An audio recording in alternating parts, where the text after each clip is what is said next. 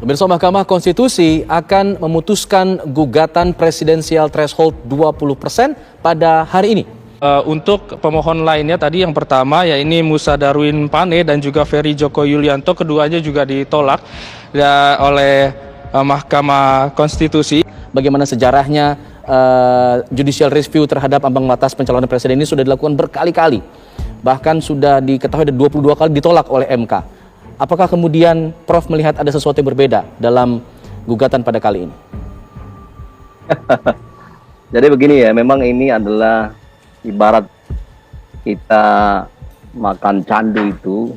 Presiden itu merupakan satu jabatan yang memang sangat strategis dan penting untuk seorang warga negara. Oleh karena itu, saya pikir ini wajar saja kalau ada beberapa orang yang selalu menggugat persoalan ini dan bahkan sampai beberapa kali, sampai 22 kali lebih. Nah, ini karena memang adalah supaya memang terbuka bagi orang-orang yang tidak punya partai politik yang memang memiliki sebuah katakanlah tidak masuk di dalam parlemen threshold, jadi berpeluang untuk mencalonkan calon presiden. Pemohon untuk selain dan selebihnya. 5. Memerintahkan pemuatan putusan ini dalam Berita Negara Republik Indonesia sebagaimana mestinya. Assalamualaikum warahmatullahi wabarakatuh. Gimana nih kabar teman-teman semua? Semoga selalu dalam keadaan sehat ya. 2024 nanti akan diselenggarakannya pemilu nih teman-teman. Banyak partai yang telah mendaftarkan kesiapan mereka sebagai peserta nanti. Selain itu, makin santer pula diberitakan mengenai pencalonan presiden. Selain berita mengenai kriminal di Indonesia, isu mengenai presidential threshold tidak dapat dilupakan. Bagaimana sih tentang presidential threshold itu sendiri ataupun konsepnya mengenai itu akan dibahas secara lengkap mengenai konsepnya di video ini. Selengkapnya hanya di sini, jadi stay tune terus ya.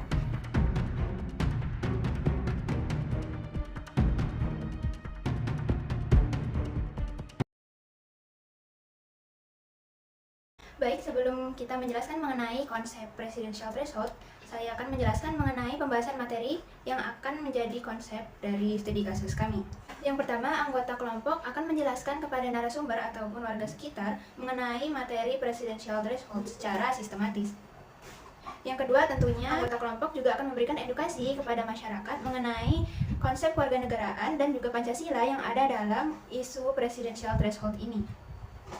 Sesuai dengan Pancasila ataupun konsep warganegaraan, menjadi warga negara yang baik dalam sistem presidensial threshold ini, kita diajarkan untuk ikut berpartisipasi dalam penyelenggara pemerintahan, yaitu pemilu. Disinilah akan dijelaskan mengenai studi kasus kami, yaitu analisa kasus gugatan presidensial threshold kepada Mahkamah Konstitusi. Dalam konsep aksiologi kewarganegaraan dijelaskan bahwa setiap warga negara yang baik mengimplementasikan haknya dan kewajibannya sebagai warga negara. Hal ini tercantum dalam Undang-Undang Dasar 1945 Pasal 27 Ayat 1, di mana setiap warga negara memiliki hak atas kesempatan yang sama dalam hukum maupun pemerintahan. Baik, kita menuju ke latar belakang dalam studi kasus kita. Terdapat 3 poin dalam studi kasus analisis kasus gugatan terhadap presidential threshold kepada Mahkamah Konstitusi. Yang pertama, Mahkamah Konstitusi mendapat gugatan berulang mengenai sistem presidensial threshold ini karena diduga menjadi penghambat. Apa yang dimaksud dari menghambat di sini? Kita menuju poin yang kedua. Adanya sistem presidensial threshold ini diduga merampas hak dan membatasi para tokoh yang ingin mencalonkan dirinya sebagai calon presiden dan calon wakil presiden. Baik, dari 2 poin yang disebutkan tadi, poin ketiga adalah Mahkamah Konstitusi tidak mengabulkan atau menolak 20% menjadi 0% sistem presidensial threshold, yaitu uji material atau uji konstitusionalitas kepada MK dari para pemohon. mengenai alasannya karena diduga tidak beralasan hukum. Untuk peluangnya sendiri mengenai uji material yang dapat dilaksanakan ialah argumentasi dari para pemohon itu sendiri. Jadi dari ketiga poin tadi dapat disimpulkan bahwa Mahkamah Konstitusi tidak menerima uji material atau uji konstitusionalitas terhadap presidensial threshold dari para pemohon. Selanjutnya akan dijelaskan mengenai analisa-analisa lainnya yang akan dijelaskan oleh teman-teman lainnya. Di sini saya akan mempresentasikan analisis masalah dari sistem presidensial threshold yang sekarang ini sedang marak dibahas menjelang pemilu 2024. Nah, presiden threshold ini menjadi penghambat daripada kebebasan bersuara dan kebebasan hak kesempatan untuk mengikuti atau berpartisipasi dalam pemerintahan. Pemerintah sekarang membatasi seseorang ataupun satu rakyat yang ingin mencalonkan diri sebagai presiden. Nah, dalam hal tersebut, beberapa partai politik yang ingin mencalonkan kadernya ataupun pasangannya justru harus melewati beberapa ketentuan yang ada, seperti presidensial threshold ini yang harus mencapai 20% kursi di DPR. Nah, hal ini kan justru melanggar hak pada pasal 28D ayat 3 yang bunyinya setiap warga negara berhak memperoleh kesempatan yang sama dalam pemerintahan. Sebagai juga negara yang berlandaskan sistem demokrasi, hal ini sangatlah tidak masuk akal karena hal ini juga dapat memicu terjadinya sistem monarki yang akan merajalela di Indonesia dengan adanya sistem presiden threshold kali ini. Jadi hal tersebut juga perlu dibenahi oleh pihak-pihak terkait dan juga beberapa pemerintah yang telah memberlakukan sistem tersebut. Terus kedua, mengenai penghapusan sistem presiden threshold. Nah, hal ini juga rakyat, bahkan politisi, bahkan segala elemen masyarakat sudah menggugat ke Mahkamah Konstitusi dengan harapan sistem tersebut dapat dihapuskan.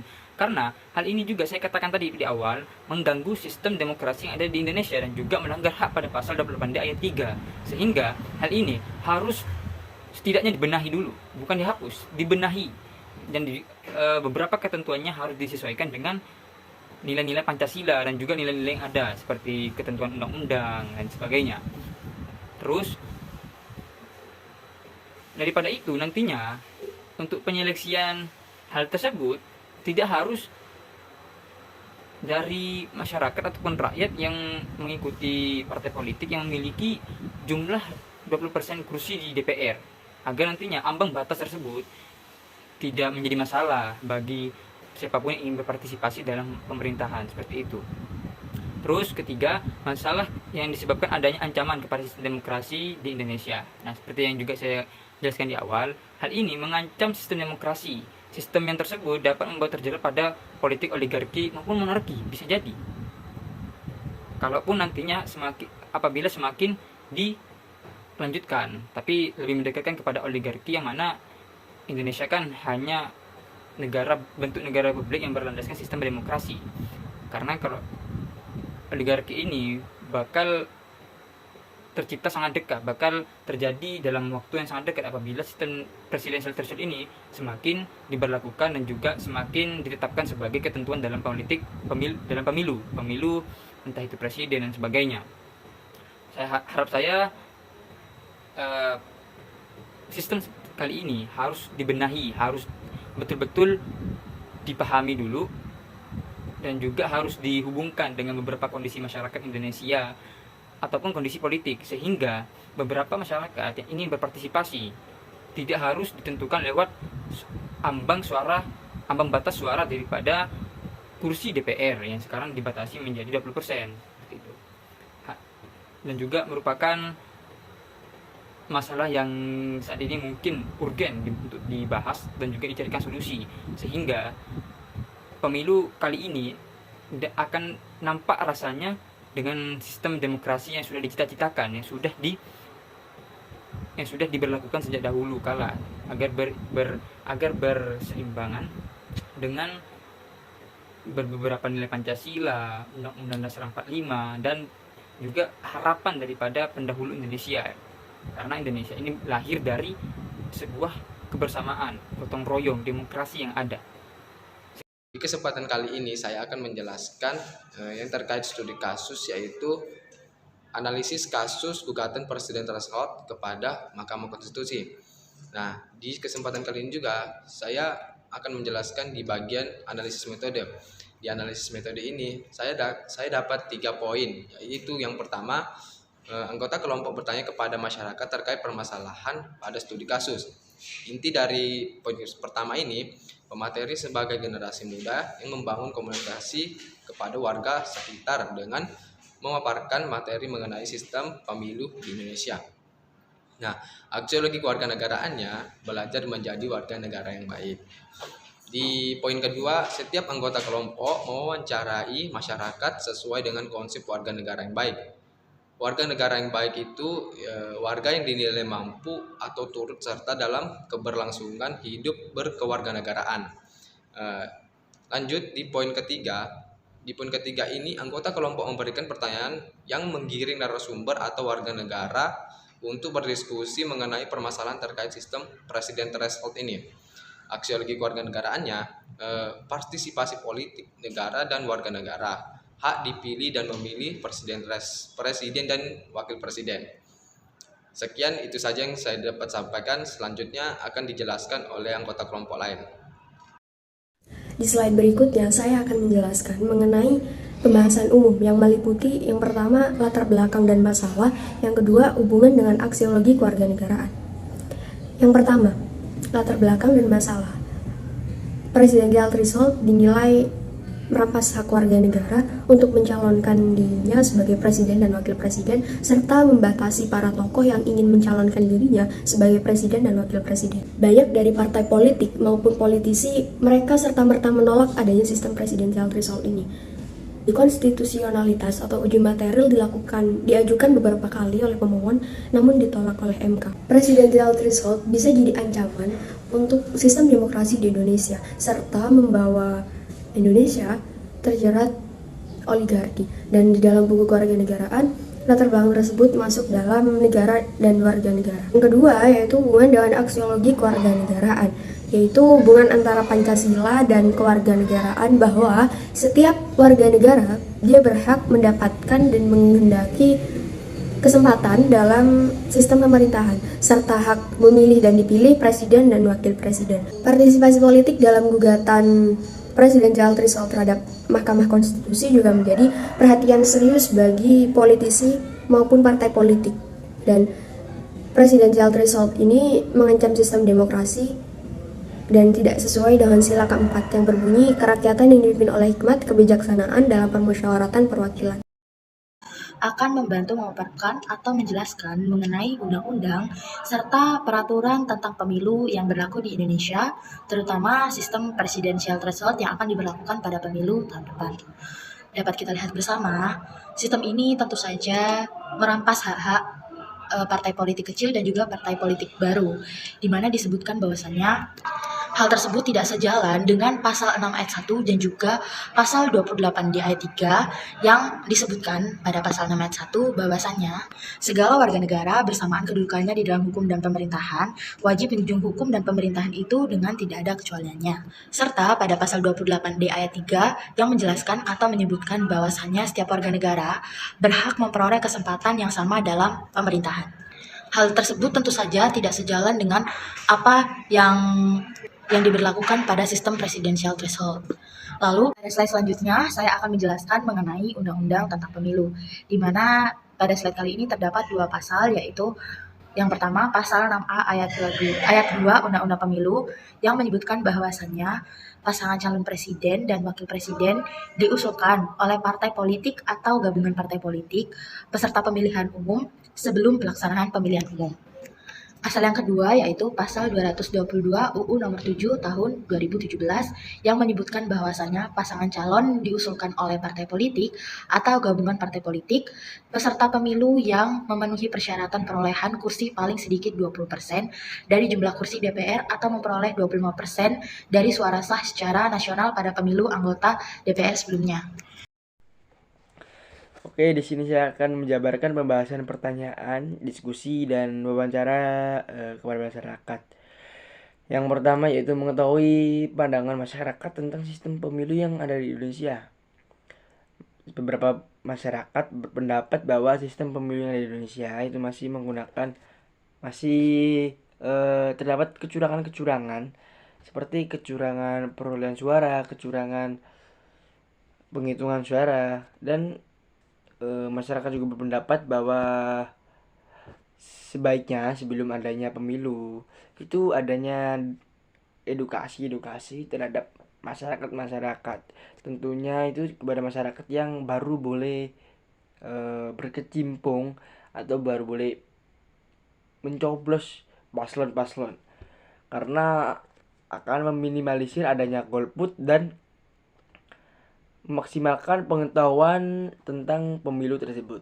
Yang kedua yaitu mengetahui pendapat dan tanggapan masyarakat tentang sistem presidensial threshold tersendiri. Sebagian besar dan kebanyakan masyarakat itu tidak setuju dengan adanya penerapan presidensial threshold dikarenakan ya pembatasan tersebut dan dinilai mengganggu jalannya demokrasi karena menciptakan polarisasi di Indonesia karena memangkas jumlah calon presiden. Selain itu, rumusan ketentuan tersebut juga dinilai bertentangan dengan pengaturan hak politik warga negara dalam Undang-Undang Dasar 1945 serta dinilai tidak memiliki dasar hukum dalam konstitusi. Yang ketiga yaitu mengetahui dampak-dampak presidensial threshold menurut pandangan masyarakat. Ada beberapa dampak-dampak yang sudah masyarakat sebutkan. Yang pertama yaitu dampaknya itu presidensial threshold mengordilkan potensi bangsa karena sejatinya negeri ini tidak kekurangan calon pemimpin kompeten, tapi kemunculannya digembosi aturan main yang sekaligus mengurangi pilihan rakyat untuk menemukan pemimpin terbaiknya. Kemudian semakin sedikit kandidat yang bertarung, maka akan semakin mengecilkan peluang munculnya pemimpin yang terbaik. Dampak yang kedua yaitu di mana presidensial threshold dianggap berpotensi memundurkan kesadaran dan partisipasi politik rakyat. Hal ini lantaran pembatasan calon berarti membatasi saluran politik pemilih. Peluang pemilih untuk tidak memilih alias golput itu akan menjadi tinggi karena calon terbaik menurut mereka tidak mendapatkan tiket untuk maju sehingga mereka itu jika kedaulatan rakyat melemah digerus kedaulatan partai yang semakin menguat. Kemudian dampak selanjutnya yaitu berdampak pada partai politik yang masih kecil, di mana partai-partai kecil cenderung tak berdaya di hadapan partai-partai yang sudah besar terkait keputusan tentang calon yang akan diusung bersama.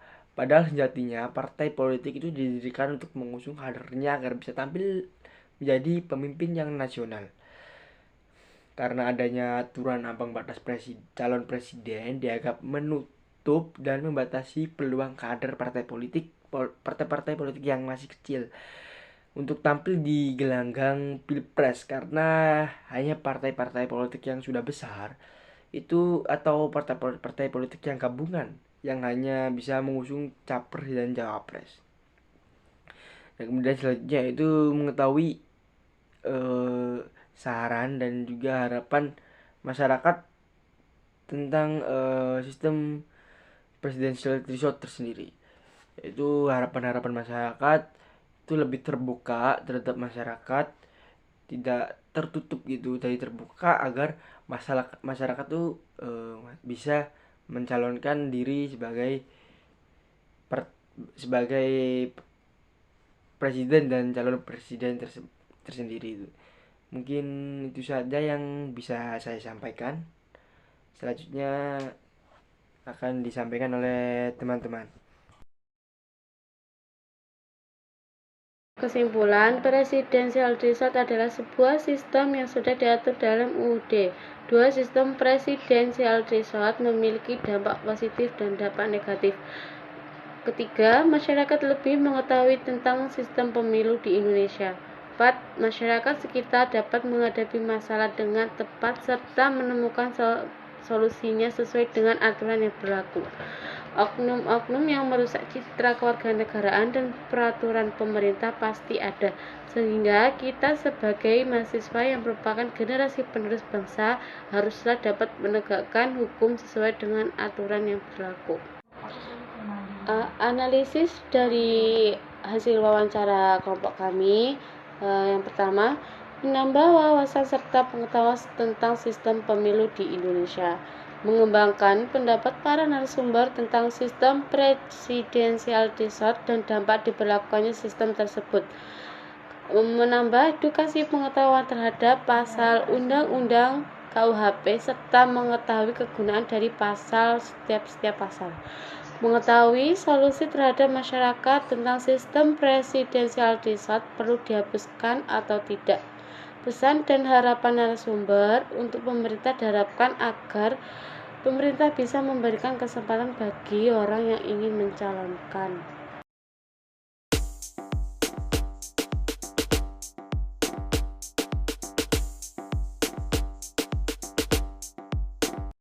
Nggak ganggu waktunya kan, yang minta waktunya sebentar buat tanya-tanya dikit tentang pemilu. Sebelumnya kalau ada pemilu dilaksanakan, masnya ikut nyoblos kan? Ikut nyoblos kondisional mbak. Soalnya kan saya bukan asli dari Jawa Timur sini sih, aslinya Jawa Tengah. Kalau posisi lagi pas pulang kampung ikut nyoblos, tapi kalau posisi di sini ya nggak belani pulang kampung mbak. Iya. Menurut masnya sistem pemilu di Indonesia itu kayak gimana sih? Secara garis besarnya aja, gambaran besar. Kayak masalah kayak apa ya? Budget buat pemilu, pengeluarannya banyak. Pengeluarannya yang keluar banyak ya tentunya. Terus masnya tahu nggak kalau di Indonesia ini sistem pemilunya itu pakai presidensial threshold. Presidensial threshold ini mas itu kayak pencalonan ambang batas calon presiden dan calon wakil presiden. Jadi adanya sistem ini tuh kayak kalau mau mencobloskan sebagai calon presiden dan wakil presiden itu harus diusul sama partai politik dulu kayak gitu. Jadi partai politik dulu yang mengusulkan. Kalau kayak gitu menurut mas ini gimana sebagai warga negara? Apakah semua orang itu berhak mencalonkan dirinya atau kayak sudah benar dengan adanya sistem ini? Nah, menurut saya semua orang kan berhak untuk menjadi pemimpin ya, nggak ada batasan. Mau orangnya mau pintar atau gimana, kalau misalnya masyarakatnya nyoblos, ya udah yang jadi itu kan. Iya. Terus kayak sistem apa tadi? Kalau misal diusulkan oleh partai politik itu menurut mas gimana? Apakah sudah adil menurut apa? Kalau di Pancasila sila keempat kan adanya musyawarah mufakat kayak gitu. Terus juga adanya demokrasi. Itu gimana kalau di Indonesia? Apakah sudah mencerminkan demokrasi? Masih kurang. Masih kurang ya. Tentunya semua orang berhak untuk mencalonkan dirinya sebagai presiden. Ini sudah diatur sebenarnya di undang-undang itu. Pasal 6A ayat 2 itu pasangan calon presiden sama wakil presiden itu harus diusulkan oleh partai politik atau gabungan partai politik di situ. Jadi menurut tanggapan mas tadi kan seperti itu. Terus harapannya ke depan tentang pemilu di Indonesia itu gimana mas? Harapannya buat ke depannya? Harapannya lebih apa ya? Mungkin bisa lebih bersifat terbuka atau perlunya digarisbesarkan lagi untuk warga negara gimana? Menurut saya sih harus lebih lebih kayak lebih terbuka, terus lebih jelas ini gimana ya Mbak? Iya, untuk semua orang bisa mencalonkan dirinya sebagai calon presiden. Tentunya sudah diatur juga di undang-undang seperti itu ya. Jadi dan semua warga negara juga harus ikut berpartisipasi juga ya untuk mencoblos pemilu 2024 nanti. Gitu.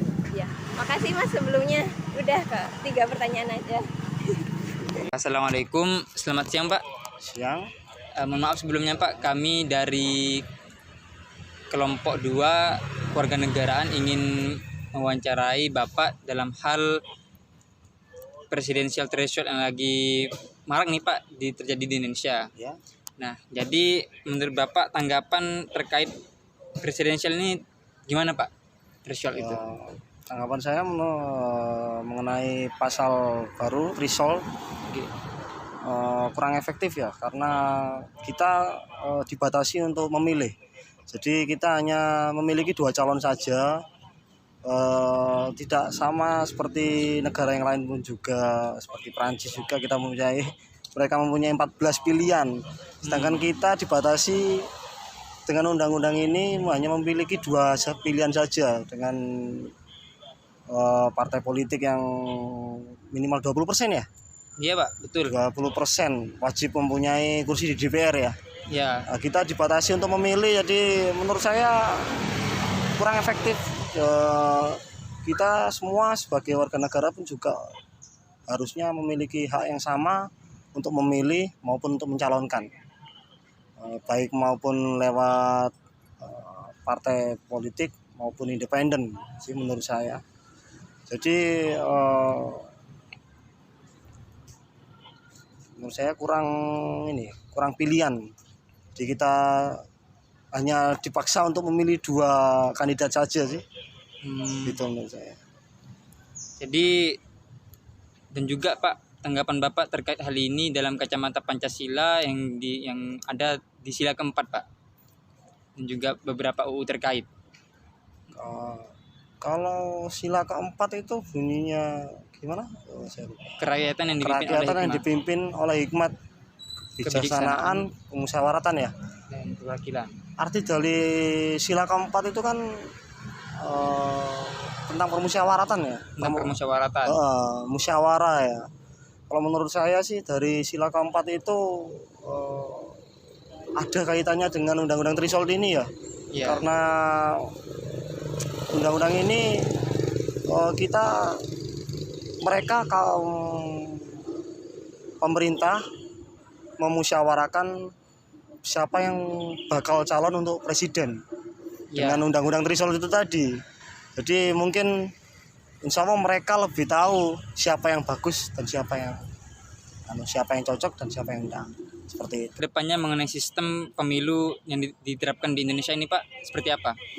Harapan saya sih, pertama sih saya kurang setuju dengan undang-undang threshold ini karena juga melanggar kita sebagai hak manusia kita ataupun hak bernegara kita, karena di undang-undang hak manusia kita bebas untuk mencalonkan sebagai aparatur sipil negara maupun presiden, DPR, kita bebas. Tapi dengan syarat ini kita jadi terganggu, jadi kita tidak bisa sembarang untuk atau berusaha memberikan inspirasi buat negara kita juga, utamanya kaum milenial seperti kita ini juga.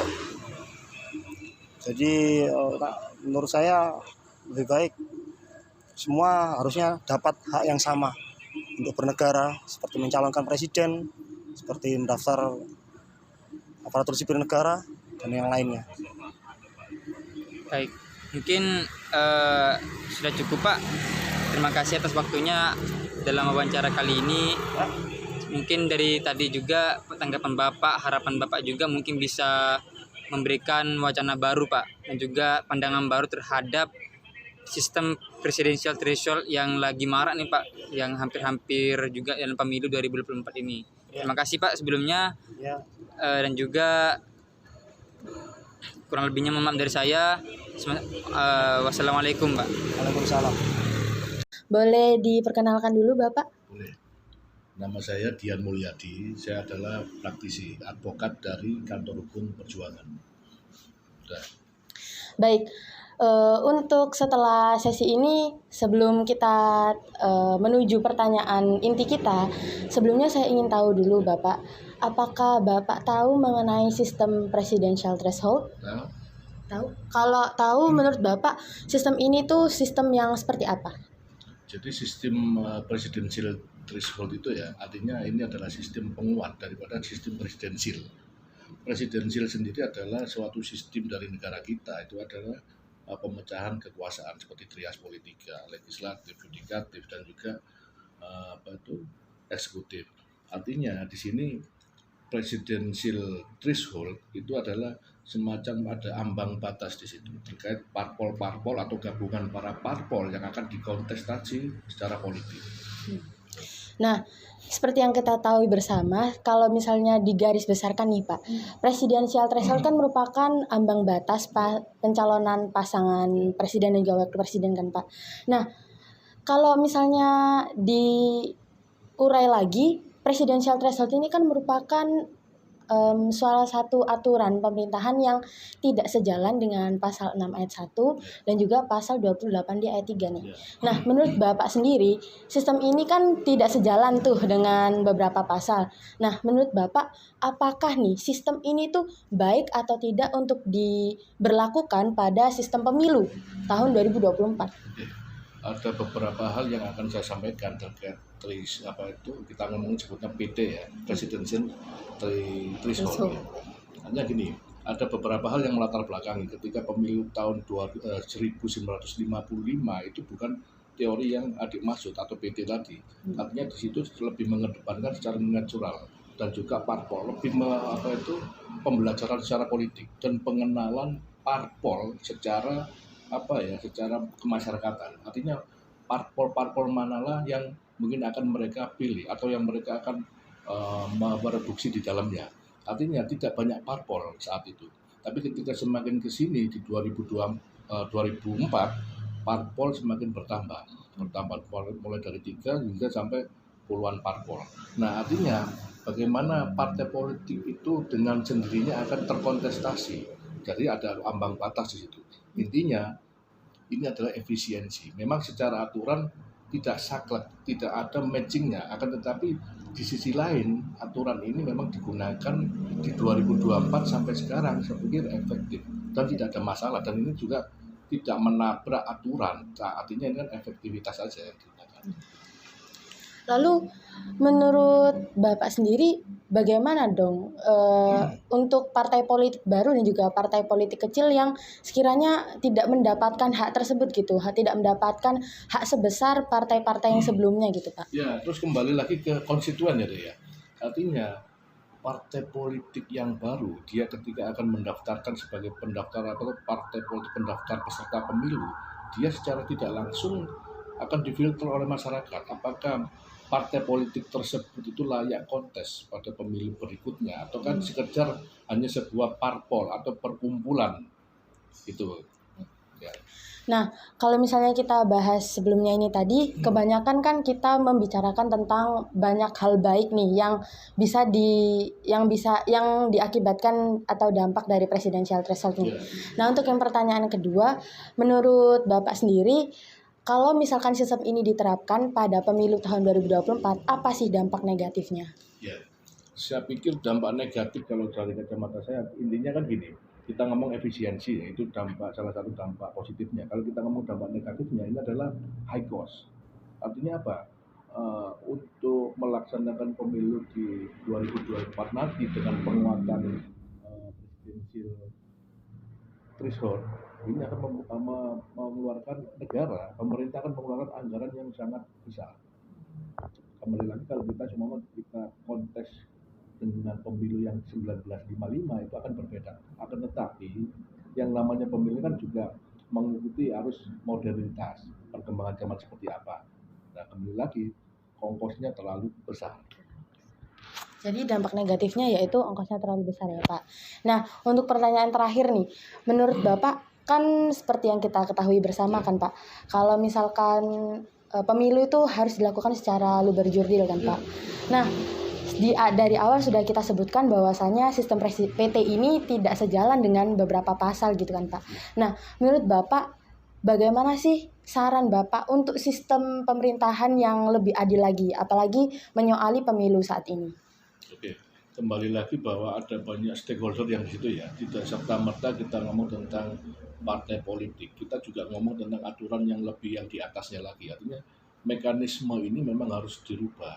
Jadi semua stakeholder harus duduk bersama-sama merumuskan satu sistem baru yang kiranya ke depan ya dampak-dampak negatif yang seperti disebutkan tadi tidak ada. Artinya kita meminimalisir dampak negatif hingga efisiensi dan juga pemilu dengan asas langsung umum bebas dan rahasia itu memang benar-benar terbukti. Dan juga partai-partai politik tadi, semakin banyak partai politik dengan visi dan misi yang kita juga tidak tahu ya, artinya hanya sekedar penggembira atau sekedar ikut saja, tapi secara konstituen dia juga tidak menyentuh hati konstituennya. Ini akan sangat berbeda. Artinya gini, kalau saran saya memang tidak cukup dari satu atau dua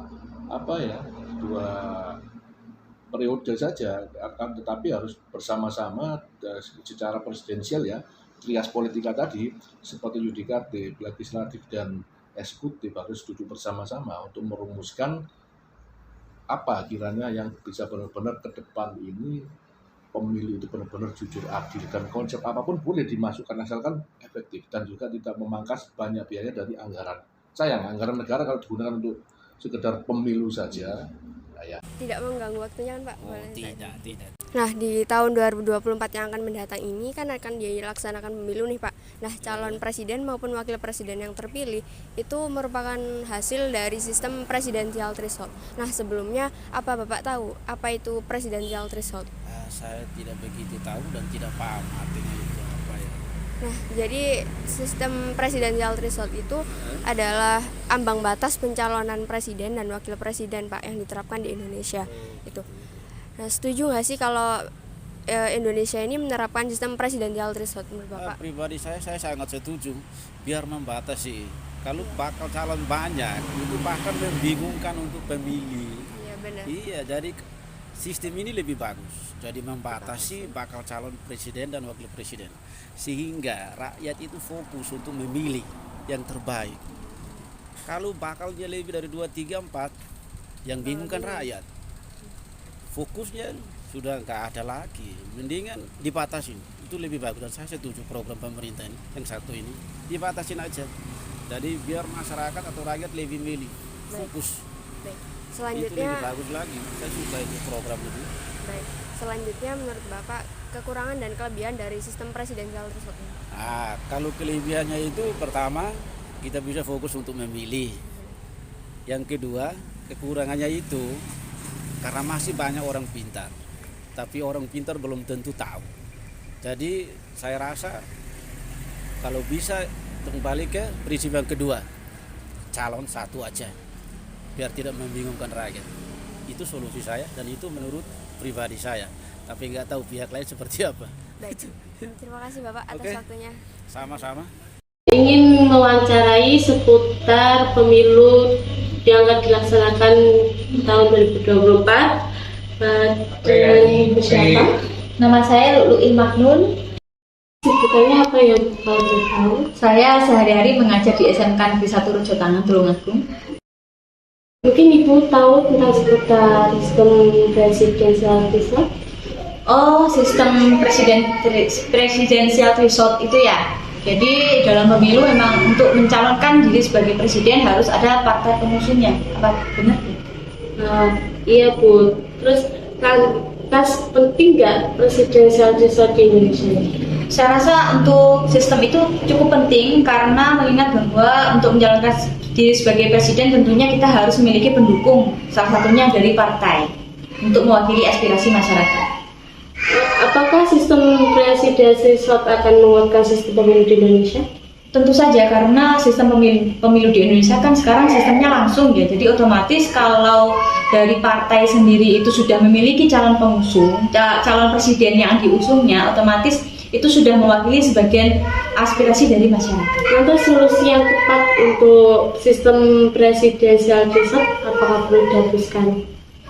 Kalau menurut saya tidak perlu dihapuskan karena mengingat bahwa ada positif dan negatifnya jika itu dihapus.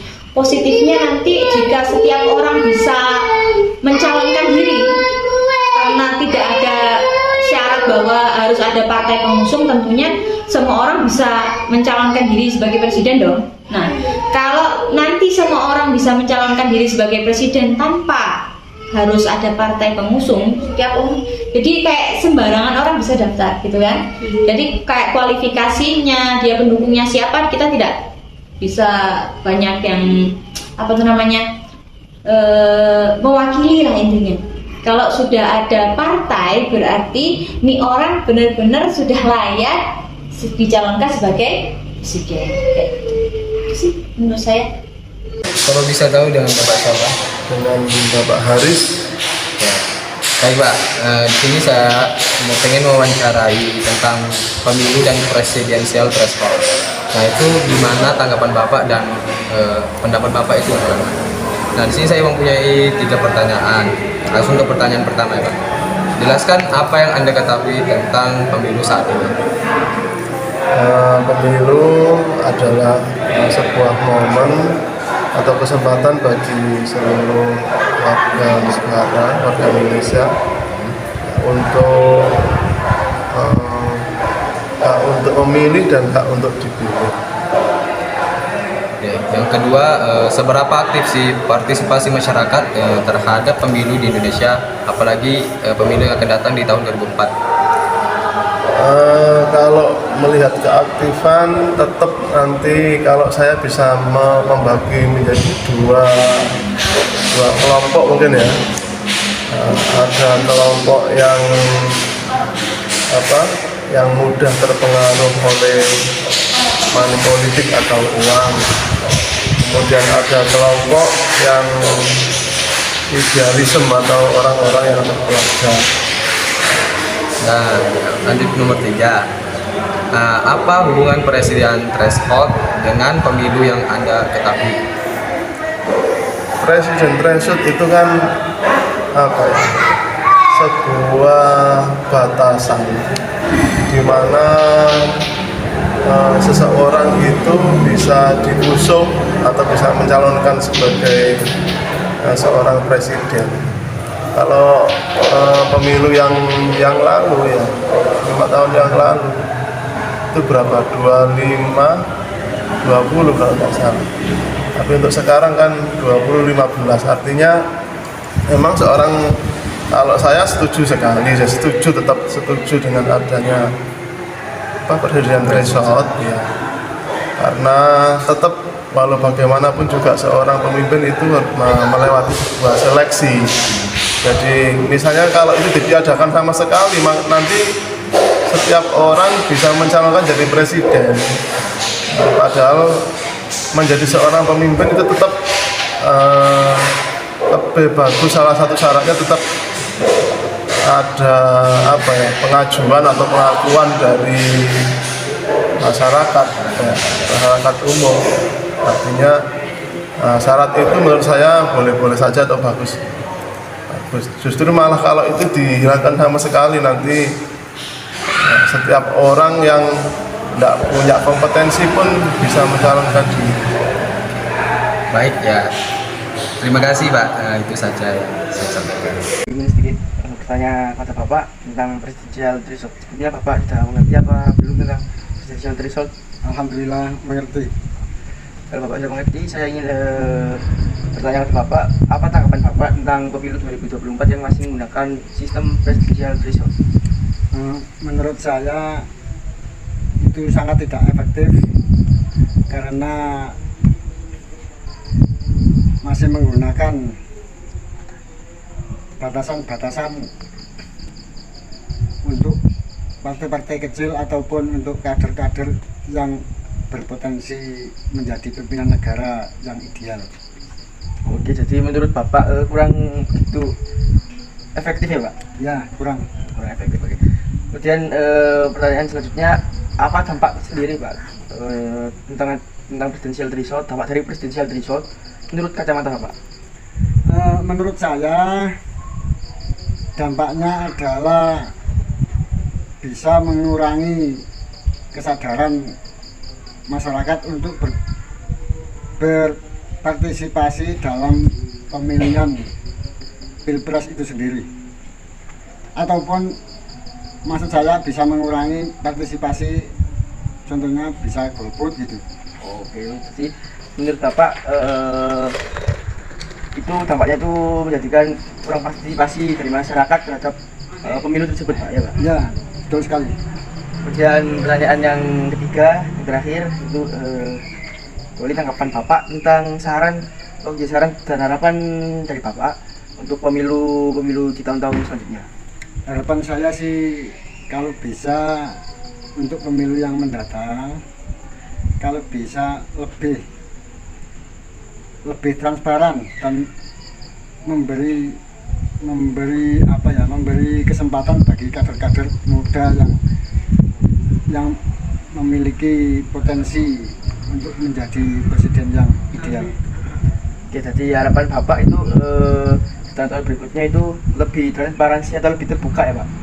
Ya, gitulah. Lebih terbuka agar kader-kader yang lebih muda itu juga bisa menjalankan diri sebagai presiden yang lebih ideal. Gitu, Pak. Ya, bisa begitu, bisa masyarakat ataupun warga Indonesia yang punya potensi-potensi yang lebih bagus dari kader-kader sekarang ini bisa mempunyai kesempatan untuk menjadi presiden.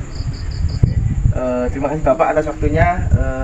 Baik teman-teman, kita sudah di ujung video. Sebelumnya sudah dipaparkan melalui presentasi teman-teman mengenai materi studi kasus kami. Lalu setelahnya yaitu sesi diskusi berupa wawancara kepada warga. Apabila ada salah dalam perkataan maupun perbuatan dari kelompok kami meminta maaf yang sebesar-besarnya.